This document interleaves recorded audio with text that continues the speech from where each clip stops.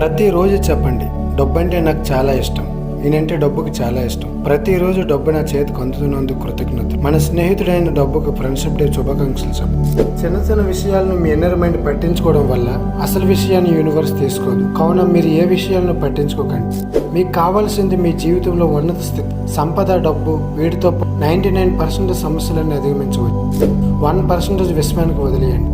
అది సృజనాచేతనం ద్వారా మీ సమస్యను పరిష్కరిస్తుంది. మీ సమస్యను దానికి అప్పచెప్పి మీరు ఊహించిన రీతిలో సమస్యను పరిష్కరిస్తుంది. ధనం మూలం ఇదం జగత్. ఎన్నో రకాలుగా జీవితాన్ని పరికించినప్పుడు ఇదే సరైనది అనిపిస్తుంది. ఎవరు ఏమనుకున్నా సరే మీకున్న అప్పుల గురించి ఎప్పుడూ ఆలోచించకండి. అది ఆలోచించినంత కాలం మీరు అప్పుల పాలవుతారు. ఏదైతే పదే పదే ఆలోచిస్తారో మీ ఇన్నర్ మైండ్ అదే తీసుకుంటుంది.